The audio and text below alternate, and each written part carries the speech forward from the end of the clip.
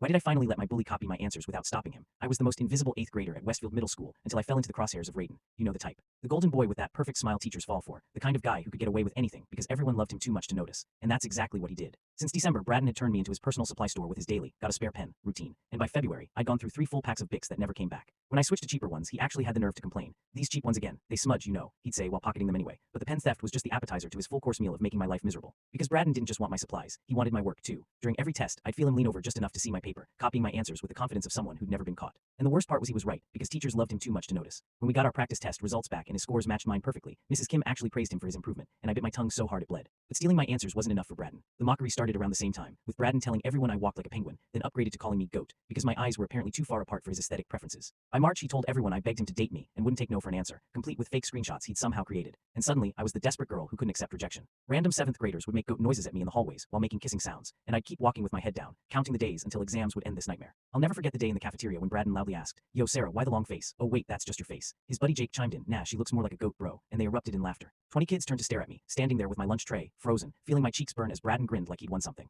Then came the moment that broke something inside me. When Mrs. Kim announced to the entire class, "Braden, why don't you move your seat next to Sarah? You focus so much better there, and she's such a good influence on your work." She literally sanctioned his cheating by putting him right next to me. And Braden smirked, told me he knew exactly what gift he'd just been given. For the next few weeks, I endured his cheating with a front row seat. Then, the night before our final math exam that would determine whether we got into high school, I sat in my room staring at my desk drawer, where I kept random stuff from over the years. And that's when I saw it, the joke pen from a book fair 2 years ago, disappearing ink, right now, gone tomorrow. The label screamed in bright, tacky letters, and I remembered buying it for $3 thinking it would be funny for April Fools or something. The pen looked completely normal otherwise, just a basic black ballpoint that could pass for any generic pen. I picked it up and something clicked in my brain. This wasn't just a forgotten gag gift anymore. This was justice. I spent 10 minutes carefully removing the label with acetone and a razor blade, making sure no residue remained, then tested it on scrap paper to confirm the ink really did vanish after a day like the package claimed. The next morning, I held yesterday's test paper up to the window and smiled at the blank page that had been full of equations 12 hours ago, then tucked the trick pen into the front pocket of my bag, where I usually kept his daily donation. Sure enough, at 8:47 a.m. when we sat down, Braden appeared beside my desk. "Got a spare pen?" he asked, same entitled tone as always. I handed over the prepared pen with the same defeated expression I perfected over months of this ritual. "Legend," he said with that condescending smirk, pocketing it like I owed him. During the exam, I positioned my paper at just the right angle where Braden could see it clearly from his teacher-sanctioned seat.